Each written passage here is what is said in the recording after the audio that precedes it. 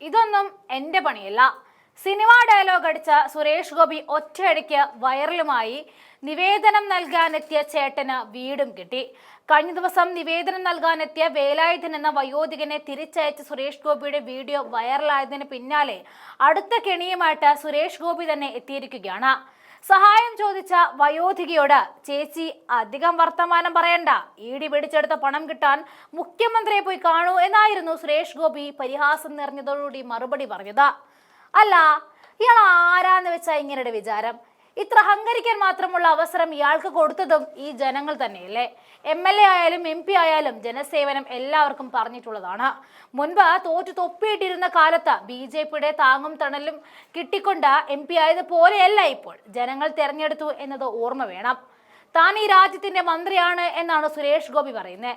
ഈ രാജ്യത്തെ ജനങ്ങളാണ് ഇവരെന്ന് ഓർക്കാത്തത് എന്തുകൊണ്ടാണ്? അവർക്ക് നിങ്ങളോട് ചോദ്യങ്ങൾ ചോദിക്കാം, ഉത്തരം പറയാനുള്ള ഉത്തരവാദിത്വവും നിങ്ങൾക്കുണ്ട്. അത് സുരേഷ് ഗോപിക്ക് അറിയില്ല പോലും. ഈ രാജ്യത്തെ മന്ത്രിമാരോടല്ലാതെ അമേരിക്കയിലെ മറ്റ് പ്രസിഡന്റുമാരോട് പോയി ചോദിക്കാൻ പറ്റുമോ? മുഖ്യമന്ത്രിയെ തിരക്കി തനിക്ക് പോകാൻ പറ്റില്ല എന്ന് വയോധിക പറഞ്ഞപ്പോൾ എന്നാൽ എന്റെ നെഞ്ചത്തോട്ട് കയറിക്കോ എന്നായിരുന്നു സുരേഷ് ഗോപി മറുപടി പറഞ്ഞത്. നിങ്ങളുടെ മന്ത്രി തൊട്ടടുത്തല്ലേ താമസിക്കുന്നത് എന്നും സുരേഷ് ഗോപി ചോദിക്കുകയാണ്.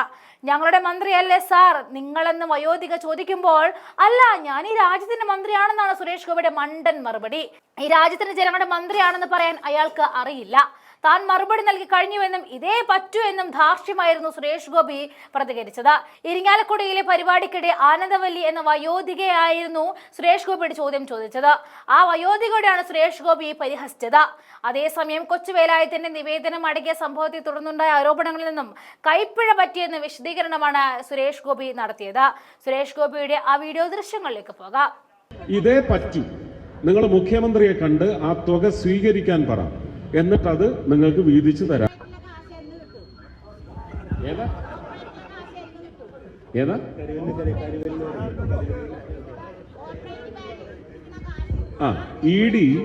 ഇഡി പിടിച്ചെടുത്ത് കാശ് വെച്ചിട്ടുണ്ട്, അത് സ്വീകരിക്കാൻ പറ നിങ്ങളുടെ മുഖ്യമന്ത്രിയെടുത്ത്. നിങ്ങളുടെ മുഖ്യമന്ത്രിയെടുത്ത് ചേച്ചി അധികം വർത്താനം പറയല്. നിങ്ങളുടെ മുഖ്യമന്ത്രിയെടുത്ത് പറയുക, ഇഡി ആ കാശ് ബാങ്കിൽ അടച്ച് നിങ്ങൾക്ക് തരാനുണ്ടെങ്കിൽ അത് സ്വീകരിക്കാൻ പറയാതെ. അതെ അതെ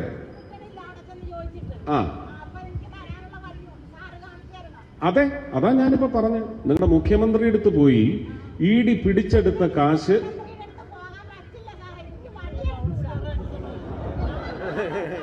പത്രക്കാരെടുത്ത് പറഞ്ഞാൽ മതി. തിരിഞ്ഞു പറഞ്ഞു.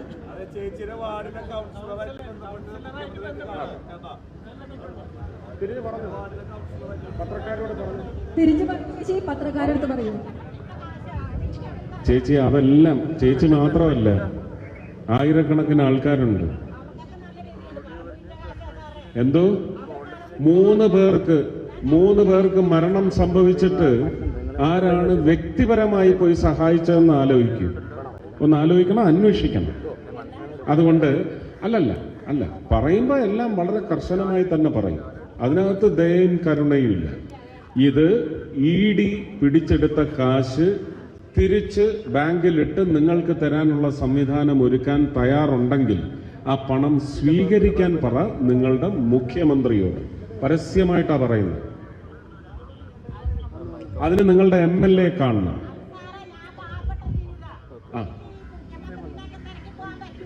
അപ്പൊ പിന്നെ എന്റെ നെഞ്ചത്തോട്ട് കയറിക്കോ. അതെന്ത് ന്യായമാണ്?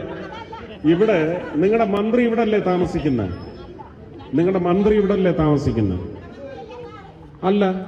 അല്ലല്ല, ഞാൻ ഈ രാജ്യത്തിന്റെ മന്ത്രിയാണ്. ഞാൻ അതിനുള്ള മറുപടിയും തന്നു കഴിഞ്ഞു. ഇതേ പറ്റൂ, നിങ്ങൾ മുഖ്യമന്ത്രിയെ കണ്ട് ആ തുക സ്വീകരിക്കാൻ പറ, എന്നിട്ടത് നിങ്ങൾക്ക് വീതിച്ചു തരാൻ പറ.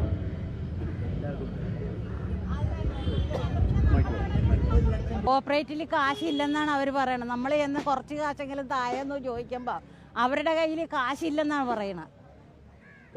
കരുവന്നൂർ കോപ്പറേറ്റിൻ്റെ ശാഖ ഇവിടെ ഉണ്ട്. ഞങ്ങളെല്ലാം കാശിട്ടിരിക്കണം ഈ ഭാഗത്താണ്. അപ്പം നമ്മൾ അവരോട് ചോദിക്കുമ്പോഴത്തേക്ക് നിങ്ങൾ എന്ന് വലിയ കോപ്പറേറ്റിൽ ചെന്ന് പറയൂ, അവിടുന്ന് കത്ത് മേടിച്ചിട്ട് വാ എന്നൊക്കെയാണ് അവർ പറയണത്. എനിക്ക് 2 ലക്ഷത്തിന് മേളിലുണ്ട്. കാശ് സ്ഥിരമായിട്ട് അവിടെ ഇടുന്നതാണ്. ഞങ്ങളിങ്ങനെ കട്ടുവാരിക്കൊണ്ട് പോകണമെന്നൊന്നും ഞങ്ങൾക്ക് അറിഞ്ഞുകൂടല്ലോ. അതുകൊണ്ട് കുറച്ച് കാശ് ഞങ്ങൾക്ക് കിട്ടി. കുറച്ച് കാശും കൂടി ഇനി അതിൻ്റെ ബാക്കി കൂടി കിടക്കുന്നുണ്ട്. 1,80,000 രൂപ എനിക്ക് കിട്ടാനുണ്ട്, എനിക്ക് മാത്രം. ബാക്കിയുള്ളവരുടെ കാര്യം എനിക്കറിയില്ല. അതിൽ നിന്ന് മരുന്ന് മേടിക്കാനുള്ള കാശ് അവരോട് ചെന്ന് ചോദിക്കുമ്പോൾ അവിടുത്തെ ജോലിക്കാരും മറ്റുള്ളവരും പറയണത് ഞങ്ങൾക്ക് ആ കാശ് ഇവിടെ ഇല്ല, ഞങ്ങൾക്ക് തരാനായിട്ട് നിയമമില്ല. 5,000 രൂപ മാത്രമേ അവർ തരുള്ളൂ. അത് എത്ര നാൾ തന്നു തരണം? ഞാൻ അതിന് മുമ്പ് ചത്തുപോകില്ലേ? ആ കാശ് എനിക്കിത് കിട്ടിയിട്ടില്ല ഇതുവരെ. ഇത്രയും കാശ് എനിക്കുണ്ട്. അവരോട് ചോദിക്കുമ്പോൾ അവർ പറയും നിങ്ങൾ പാർട്ടിക്കാരുടെ ചെന്ന് കത്ത് മേടിച്ച് കൊണ്ടുചെന്ന് പിന്നെ കോപ്പറേറ്റീവ് കൊണ്ടുചെന്ന് കൊടുത്തിട്ട് ഇവിടെ ആ കത്തും മേടിച്ചിട്ട് ഈ കോപ്പറേറ്റീവ് കൊണ്ടുചെല്ലാൻ പറയും. അപ്പോഴത്തേക്ക് അവർ ആ കാശ് തരില്ല. ഞാൻ ഈ ലോകം മുഴുവൻ ഞാൻ പണിയെടുത്ത് ജീവിക്കുന്നതാ. എനിക്ക് ഈ ലോകം മുഴുവൻ നടക്കാനുള്ള കഴിവൊന്നുമില്ല. അവരാ കാശ് തരില്ല, അവരുടെ കയ്യിൽ ഇല്ലെന്നാ പറയണ. എൻ്റെ പേര് ആനന്ദവല്ലി. ആ, മന്ത്രി ഒന്നും കാണാനുള്ള അറിവൊന്നും. ഞാൻ 14 ജില്ലയിലേക്കും പോകുന്നുണ്ട്. ഇത് തടയാൻ ആർക്കും പറ്റില്ല. ഇതൊരു ജനപ്രതിനിധി എന്ന നിലയ്ക്ക്, ഒരു മന്ത്രി എന്ന നിലയ്ക്ക് എൻ്റെ അവകാശമാണ്. ഞാനത് ചെയ്തുകൊണ്ടേയിരിക്കും. ഇങ്ങനെ അവിടെ ഇവിടെയും തെന്നിയും തെറിച്ച് കിടക്കുന്ന ചില കൈപ്പിഴകളൊക്കെ എടുത്ത് ചൂണ്ടിക്കാണിച്ച് ഈ തീപ്പന്തം തീഗോളം കെടുത്താമെന്ന് ഒരുത്തനും വിചാരിക്കണം. നടക്കില്ല കേട്ടോ. അതിനൊക്കെയുള്ള ചങ്കുറപ്പ് ഭരചന്ദ്രനുണ്ടെങ്കിൽ അത് സുരേഷ് ഗോപിക്കും ഉണ്ട്. ഇയാൾ സിനിമയിൽ ഇറങ്ങിയിട്ടില്ല, അതാണ് വേറൊരു. എന്തിന് സിനിമയിൽ ഇറങ്ങണം? സിനിമയിൽ ജനങ്ങൾ കൈയടിച്ച് ആ പടം 100 ദിവസമൊക്കെ അന്ന് ഓടിയിട്ടുണ്ടെങ്കിൽ, അങ്ങനത്തെ സിനിമകൾ ഓടിയിട്ടുണ്ടെങ്കിൽ ജനങ്ങൾക്ക് ആവശ്യം അതാണ്. സിനിമയിൽ ഇറങ്ങാൻ സൗകര്യമില്ല. അങ്ങനെ തന്നെയാണ്. അത് ജനപക്ഷമാണ്. എന്തൊക്കെയാണ് വൈപ്പിനിലെ കുടിവെള്ള പ്രശ്നം ചർച്ച ചെയ്തിട്ടില്ലേ? ചോദിച്ചിട്ടില്ലേ? സ്മാർട്ട് സിറ്റിക്ക് വേണ്ടി നിങ്ങൾ 400 ചില്ലാനം കോടി അവിടെ ചെലവാക്കുന്നു. തുച്ഛമായ കോടികൾ മതി വൈപ്പിനിലുള്ളവർക്ക്. ഇത് പറഞ്ഞാൽ രാഷ്ട്രീയമാകും. അത് രാഷ്ട്ര വികസനത്തിന്റെ ഭാഗമാണ്. അതിൽ സിനിമ ഭാഗവാക്കാവുന്നു. പക്ഷെ അതുപോലും അവരെ പ്രചോദിപ്പിച്ചിട്ടില്ല, അല്ലേ? അവർക്ക് നിവേദനം വേണം, അത് നിഷേധിക്കപ്പെടണം എങ്കിൽ മാത്രമേ രാഷ്ട്രീയ ആവശ്യത്തിന് വേണ്ടി അതൊക്കെ അവർ ചെയ്തോട്ടെ, നല്ലതാണ്. ആ വേലായുധൻ ചേട്ടന് ഒരു വീട് കിട്ടിയതിൽ സന്തോഷമാണ്, നല്ല കാര്യം. ഇനിയും ഞാൻ ഇതുപോലെ വേലായുധൻ ചേട്ടന്മാരെ അങ്ങോട്ട് അയക്കും. പാർട്ടി അങ്ങോട്ട് തയ്യാറെടുത്തിരുന്നോളൂ. ഞാനൊരു ലിസ്റ്റ് അങ്ങ് പ്രഖ്യാപിക്കും കേട്ടോ. ആർജവം കാണിക്കണം, അതിനുള്ള ചങ്കൂറ്റവും കാണിക്കണം. അപ്പോ വിഷയത്തിൽ നിന്ന് മാറിപ്പോകാൻ പാടില്ല. ഈ പ്രദേശത്ത് എൻ്റെ ഉത്തരവാദിത്വമല്ലെങ്കിൽ പോലും ഞാൻ വ്യക്തമായി പറയണം, ചില കാര്യങ്ങൾ എനിക്ക് ചെയ്തെടുക്കാൻ സാധിക്കും. ഇപ്പൊ കഴിഞ്ഞ ഒരു 4 മാസത്തിന് മുമ്പ് നടന്ന പ്രധാനമന്ത്രി ഗ്രാമീൺ സഡക് യോജന, ആ പദ്ധതികൾ പകുതിയിൽ കൂടുതൽ, ഏതാണ്ട് 6 or 7 പദ്ധതി ഒഴിച്ച് ബാക്കി മുഴുവൻ നടക്കാതെ കെട്ടിക്കിടന്നിരുന്നിടത്ത് കാശ് വന്നില്ല എന്ന കാരണം പറഞ്ഞ് അതിനൊരു അമാന്തമുണ്ടായപ്പോൾ കൃഷി വകുപ്പ് മന്ത്രിയുടെ കീഴിലാണ് പദ്ധതി വരുന്നത്. ഗ്രാമീണ വികസനം, റൂറൽ ഡെവലപ്മെന്റ്. അത് ശിവരാജ് സിംഗ് ചൗഹാൻ അദ്ദേഹത്തിന് കത്ത് നേരിട്ട് പാർലമെന്റിനുള്ളിൽ വെച്ച് തന്നെ കൊടുത്ത് അദ്ദേഹം അതിന് നടപടി സ്വീകരിച്ച് ഇന്നലെ വൈകുന്നേരം സെൻട്രൽ ഗവൺമെന്റിന്റെ ഓർഡർ വന്നിട്ടുണ്ട്. കേരള ഗവൺമെന്റിനെ അറിയിച്ചിട്ടുണ്ട്. 120 കോടി സാങ്ഷൻ ചെയ്തിരിക്കുന്നു. അത് 120 കോടിയും വന്നു കഴിഞ്ഞിരിക്കുന്നു. ആവശ്യത്തിന് അനുസരിച്ച് അതിൽ നിന്ന് വലിച്ചെടുക്കാം. വകമാറ്റി ചെലവാക്കാനുള്ള കുതന്ത്രമെല്ലാം ലോക്ക് ചെയ്ത് വെച്ചിട്ടാണ് കൃത്യമായിട്ട് ഓഡിറ്റ് പിടിക്കുന്ന തരത്തിൽ. കാരണം ഈ വാർത്ത വന്നപ്പോ തന്നെ ഇവിടെ ചില എന്നൊക്കെ പറഞ്ഞിട്ട് ഒരുപാട് കമന്റുകൾ വന്നു. ഇപ്പൊ അടിച്ചുകൊണ്ട് പോകും, ഇപ്പൊ ഫ്ലക്സുമായിട്ട് ഇറങ്ങും എന്നൊക്കെ പറഞ്ഞിട്ട് അതൊന്നും നിങ്ങൾ വകവയ്ക്കണ്ട. സോഷ്യൽ മീഡിയയിൽ വരുന്ന പക്ഷം ചേരുന്നതായാലും പക്ഷത്തിനെതിരായാലും ശരി തന്നെ പകുതിയിൽ കൂടുതൽ നമ്മൾ വില വയ്ക്കേണ്ടതില്ല. നമ്മൾ എന്തെങ്കിലും ചെയ്യാൻ ശ്രമിച്ചു, അതിൽ എത്ര ശതമാനം നമുക്ക് സാധ്യമാക്കാൻ സാധിച്ചു എന്ന് പറയുന്ന നേരിട്ടുള്ള അവലോകനം മതി. സോഷ്യൽ മീഡിയ ദോഷമാണെന്നൊന്നും ഞാൻ പറയുന്നില്ല, പക്ഷെ ദോഷം സൃഷ്ടിക്കുന്നവരുമുണ്ട്. അത് ഇനിയും വരും. കാരണം ഇതവർക്ക് വലിയ അസഹിഷ്ണുത സൃഷ്ടിച്ചിട്ടുണ്ട്. ഞാൻ വ്യക്തി എന്ന നിലയ്ക്കാണ് ഒരു മന്ത്രിയായിട്ട് ഇവിടെ വന്നാൽ പോലും, ഒരു MP ആയിട്ട് ഇവിടെ വന്നാൽ പോലും, ഇതൊന്നും അല്ലാതിരുന്ന സമയത്തും ഇങ്ങനെയുള്ള സഭകളിൽ ഞാൻ സുരേഷ് ഗോപി എന്ന വ്യക്തി എന്ന നിലയ്ക്കാണ് നിങ്ങളുടെ അടുത്തേക്ക് വന്നിട്ടുള്ളത്. ആ വ്യക്തി തന്നെ മുന്തി നിൽക്കും, അതിലൊന്നും ഒരു മാറ്റവുമില്ല. പറ്റാവുന്നത് പറ്റും, നോക്കട്ടെ എന്ന് പറയും, അത് പറ്റും.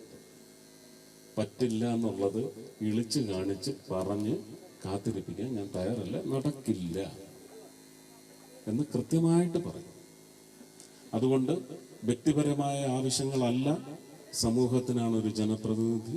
ആ സമൂഹത്തിന് ചേരുന്നതായ നിങ്ങൾ ഒരുപക്ഷെ കഴിഞ്ഞ 5 വർഷമായിട്ട് കാത്തിരിക്കുന്ന പഞ്ചായത്ത് നടപടികൾ ഏതെങ്കിലും നടക്കാതായിട്ടുണ്ടെങ്കിൽ ഞാൻ എൻ്റെ പാർട്ടിക്കാരോട് പറഞ്ഞ് ആ പഞ്ചായത്ത് സെക്രട്ടറിയെ, കാരണം അവിടുത്തെ രാഷ്ട്രീയം കൈയാളുന്ന ഭരണസമിതിയൊന്നും നമുക്ക് ചോദ്യം ചെയ്യാനാകത്തില്ല, പഞ്ചായത്ത് സെക്രട്ടറിയെ വിളിച്ചു വരുത്തി ചോദ്യം ചെയ്യാൻ സാധിക്കും. ആ നിലയ്ക്ക് എന്ത് ചെയ്യാൻ പറ്റുമോ അതിൻ്റെ പരമാവധി ചെയ്തെടുക്കാൻ ഒരു സമരം വേണമെങ്കിലും പഞ്ചായത്ത് സെക്രട്ടറിയുടെ വീട്ടിൽ നടത്തിയെടുക്കുന്നതിനുള്ള സംവിധാനം ഞങ്ങളുടെ കയ്യിലും ഉണ്ട്.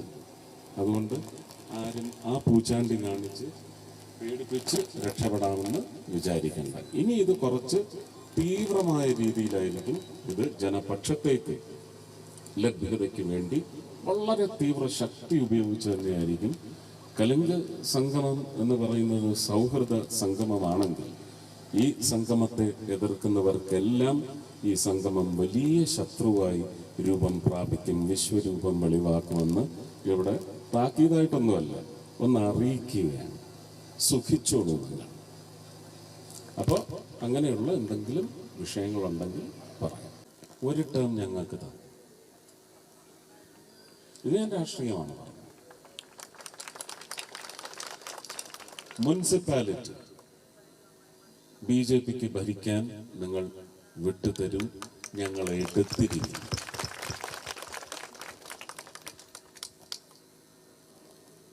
കേട്ടോ, ഈ പറഞ്ഞ വിഷയങ്ങൾക്കെല്ലാം ഇതുപോലെ ഒരുപാട് വിഷയങ്ങൾ കാണും. എല്ലാം ഒറ്റയടിക്ക് 5 വർഷം കൊണ്ട് സാധിക്കും എന്നല്ല പറയുന്നത്, 15 വർഷം കൊണ്ട് സാധിക്കാത്തത് അല്ലേ, അതിനെന്തായാലും ആ മങ്ങലിന് നമ്മൾ തിളക്കം നൽകി തരുമെന്ന് ഉറപ്പ് തരികയാണ്.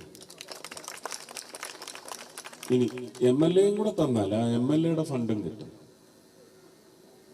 MP-യും കൂടെ തന്നാൽ ആ MP-യുടെ ഫണ്ടും കിട്ടും.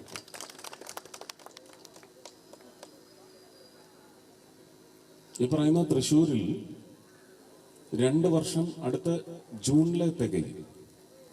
10 കോടിയാണ് 2 വർഷമായിട്ട് വരേണ്ടത്. ഇവരുടെ ഈ രാഷ്ട്രീയ കളിയും മുടക്കൽ രാഷ്ട്രീയവും കല്ലുവെപ്പ് രാഷ്ട്രീയം അറിയാവുന്നത് കൊണ്ട് 18 കോടിക്കുള്ള പദ്ധതിക്ക് AS ആക്കാൻ ഞാൻ നേരത്തെ തന്നെ കാലേ കുട്ടി കൊടുത്തിരിക്കുകയാണ്.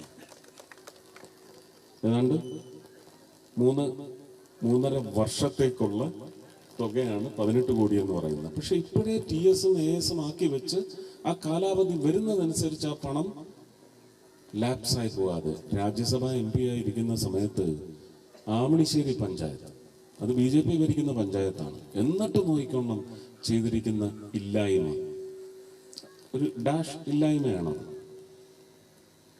ASI അഡ്മിനിസ്ട്രേറ്റീവ് സാങ്ഷനായി, TSI technical sanction, tender award ചെയ്ത് 50 ലക്ഷം രൂപയുടെ പ്രോജക്റ്റാണ്. അവിടുത്തെ ഒരു ആശുപത്രിയിൽ ഫാമിലി ഹെൽത്ത് സെന്ററായിട്ട് കൺവേർട്ട് ചെയ്യാനുള്ള ഇൻഫ്രാസ്ട്രക്ചർ, അതിന്റെ കെട്ടിടം വാനം തോണ്ടി തറക്കല്ലൊരുക്കി വെച്ചു. ഞാൻ ആ തറക്കല്ല് പോയി ഇട്ടു, പാകി. അതിനുശേഷം പണി നടക്കുന്നില്ല. എനിക്കറിഞ്ഞൂടാ ഇന്ത്യ മഹാരാജ്യത്ത് ഇങ്ങനെ ഉണ്ടോ എന്ന്. തറക്കല്ലിട്ടതിന് ശേഷമാണ് സോയിൽ ടെസ്റ്റ് നടത്തുന്നത്. അത് ഈ തുക പര്യാപ്തമല്ല, 73 ലക്ഷമാവും. ഇട്ട് വലിച്ചഴച്ച് ഞാൻ റിട്ടയർ ആയി കഴിഞ്ഞിട്ടാണ് ഇത് അറിയിക്കുന്നത്. അപ്പൊ എനിക്ക് പിന്നെ 23 ലക്ഷം കൊടുക്കാൻ എനിക്ക് അധികാരമില്ല. അന്നത്തെ രാധാമോഹൻ സിംഗ് എന്ന് പറയുന്ന രാജ്യസഭയിലെ അംഗത്തിന് 25 ലക്ഷം രൂപ ഈ നിയോജക മണ്ഡലം വിട്ടുകൊടുക്കാൻ. അദ്ദേഹം ഗുജറാത്തിൽ നിന്നോ മറ്റോ ആണ്, UP-ന്നോ മറ്റോ ആണ് തെരഞ്ഞെടുക്കപ്പെട്ട് വന്നിട്ടുള്ളത് രാജ്യസഭയിൽ. അദ്ദേഹത്തിന് ഒരു വർഷം 25 ലക്ഷം അദ്ദേഹത്തിൻ്റെ സംസ്ഥാനം വിട്ടുകൊടുക്കാൻ സാധിക്കും. അത് കൊടുക്കാൻ വേണ്ടി എഴുതി കൊടുത്തത് ഇട്ട് വലിച്ചഴിച്ചു. അവസാനം അതിനെന്തൊക്കെയോ കയറിയിട്ട് ഇല്ല, ഇദ്ദേഹത്തിന്റെ കാശ് ഇതിന് ഉപയോഗിക്കാൻ ഒക്കത്തില്ല. ഇതെല്ലാം രേഖകളാണ് കേട്ടോ, നിങ്ങളതറിയണം. PT ഉഷ നോമിനേറ്റഡ് MP ആണ്. ഇന്ത്യയിൽ എവിടെയും കാശ് കൊടുക്കാൻ ഞാനും ആ പദവിയാണ് അലങ്കരിച്ചിരുന്നത്. അനുവദിച്ചു. 25 അതിൽ കൂടുതലായി. അപ്പോഴത്തേക്കും ടെൻഡറിന്റെ തുകയൊക്കെ മാറി. അവർ 2 വർഷം ഇതുമായിട്ട് നടന്നു, കൊടുത്തിട്ടില്ല. എൻ്റെ 50 ലക്ഷം ലാപ്സായി. അതുകൊണ്ട് അത് വെച്ച് ചെയ്യാനൊക്കത്തില്ല. അവരടുത്ത് മൊത്തത്തിൽ ഈ പറയുന്ന 70-80 ലക്ഷം കൊടുക്കാനില്ല. ജനങ്ങൾക്കാണ് നിഷേധിച്ചത്. ഇത് നിങ്ങൾ മനസ്സിലാക്കുക. അപ്പം സ്വന്തം പാർട്ടി ഭരിക്കുന്ന പഞ്ചായത്തായിട്ട് കൂടി അവിടെ നല്ല പാരയല്ല എലവാങ്കാണ് വെച്ചിരിക്കുന്നത്. ഈ രാഷ്ട്രീയത്തെ നമ്മൾ ഒടുക്കണം. ഈ അധമ രാഷ്ട്രീയ സംവിധാനത്തെ നമുക്ക് ഒടുക്കേണ്ടതുണ്ട്. ഇതെല്ലാം നിങ്ങളുടെ കയ്യിലാണ് ഇരിക്കുന്നത്. നിങ്ങളുടെ തീരുമാനങ്ങൾ, ശ്രമമാണ് നിങ്ങൾ നടത്തിയിട്ടുണ്ടെങ്കിൽ പുതിയൊരു ശ്രമത്തിന് വേണ്ടിയാവണം. അത് വികസിത ഭാരതത്തിന് വേണ്ടിയുള്ള ശ്രമത്തിന്റെ പങ്കാളികളായി, അല്ലെങ്കിൽ നിങ്ങളുടെ പങ്ക് അതിലേക്ക് നൽകാൻ വേണ്ടിയുള്ള തീരുമാനം നിങ്ങളുടെ ഈ ചൂണ്ടുവിരൽ ചോദ്യം ചെയ്യാൻ മാത്രമല്ല, നിശ്ചയങ്ങൾ എടുക്കാനും നിങ്ങളുടെ കഴിവിനാണ്, നിങ്ങളുടെ പ്രാപ്തിക്കാണ്, നിങ്ങളുടെ അധികാരത്തിനാണ് മുന്തിയ വില മൂല്യം എന്ന് നിങ്ങൾ തീരുമാനിക്കും. ഇതും കൂടി ഈ കലുങ്ക് സൗഹൃദ സംഗമങ്ങളുടെ ഉദ്ദേശമാണ്. ഇത് പറഞ്ഞുകൊണ്ടേ പോകും. നിങ്ങൾക്ക് എതിർക്കാം, പ്രതിവിധി ചെയ്തുകൊണ്ട് ഇതിനെ ഇല്ലായ്മ ചെയ്യാം. സന്തോഷം. ഇപ്പൊ ഈ പറഞ്ഞ കേസ് പോലെ പ്രതിവിധി ചെയ്ത് ഞങ്ങളെ തോൽപ്പിക്കും. ഇല്ലെങ്കിൽ തോൽക്കാൻ തയ്യാറായിക്കോളൂ. കലുങ്ക് സംഗമങ്ങൾ കേരളമാകെ പടരുന്നു.